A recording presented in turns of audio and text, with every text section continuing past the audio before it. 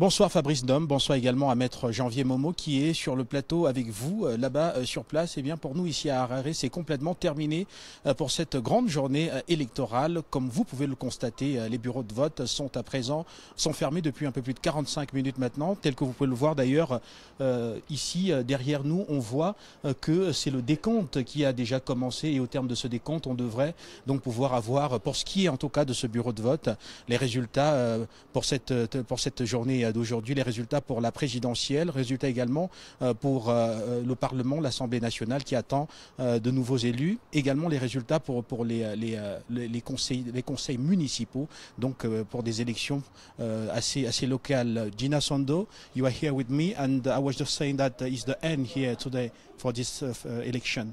Indeed, Guy Fondop, it is the end of the historic day in Zimbabwe where polls just closed about 47 or 50 minutes ago, and the ZEC committee are counting the votes. We have the observers, their cars are parked outside. They are inside watching the votes being counted. That's to show that these elections has been conducted in a free and fair and very comfortable announcement. And hopefully before we get to the end of today in Harare, we are going to know the results of the general elections. We're talking about presidential elections, parliamentary elections, and the municipal or otherwise the local elections, and the citizens have voted. They are happy, and I'm sure they are different homes waiting for the results to be proclaimed. Guy Fondo. Bien entendu, et rappelez également que à l'intérieur, là, vous pouvez peut-être le voir, il y a des observateurs internationaux de l'Union africaine,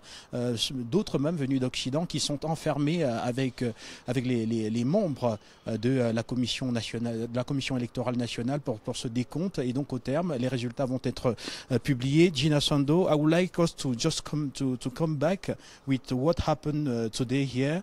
And we saw that there was a lot of participation, especially youths that were coming from every part of the country and vote. Indeed, and most of the youths we spoke to, I'm sure you remember, in a K2 community a few kilometers away from here, they were so happy that for the first time they got to register to vote.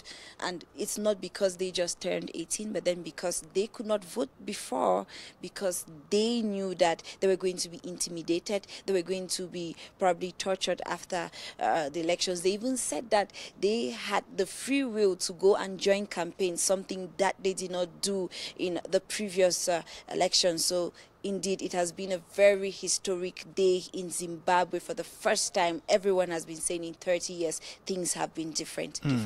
Et bien sûr, et selon les observateurs internationaux que nous avons pu interviewer tout au long de la journée et qui sont passés sur les antennes de la télévision panafricaine, on peut parler d'une participation largement au-dessus de 50%. Les plus optimistes parlent de 70% pour ceux qui ont fréquenté certains bureaux de vote assez populaires ici au sein de la capitale zimbabwéenne. Une participation donc qui bat tous les records ici à Harare et également dans l'arrière-pays, parce que rappelez que les journalistes qui sont sur le terrain pour le Conseil africain des médias sont déployés et donc ont suivi tout cela tout au long de la journée. Et Gina Sondo, pour sortir, on va à présent évoquer un autre élément clé que nous avons pu vivre ici à Harare au Zimbabwe. Oui. Yeah, just to repeat almost what you just said, out of the 5.5 million people who actually registered to vote today, we have over 50%, just as the electoral body and even some observers said came today, and they said there should be no worries because we have a new voting system, that's the biometric voting system. But then they said it had caused no problem, even though it was slow in some areas. But then I'm sure everybody had the chance to vote in Harare and in other parts of Zimbabwe today. Et voilà donc un déploiement assez exceptionnel de la biométrique. D'ailleurs, c'est cela qui fait penser qu'on pourrait avoir les résultats peut-être très tard dans la nuit, aujourd'hui même, parce que le système est entièrement informatisé et biométrique, tel que vous l'avez entendu de la voix de Gina Sondo. Et donc pour sortir, simplement vous rappeler que au cas où l'un des candidats obtient la majorité absolue, il n'y aura pas de second tour et donc celui-ci sera proclamé président de la République.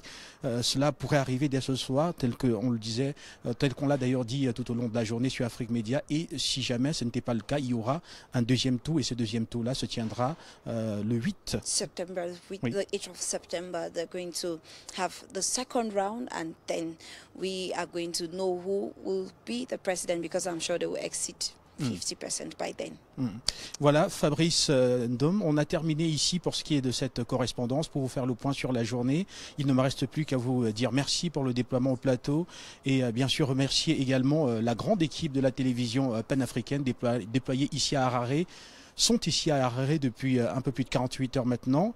Yannick Son, Cyril Effa, Abdoulaye Saadou, et sans toutefois oublier Gina Sondo et moi-même, envoyés spéciaux de la télévision panafricaine.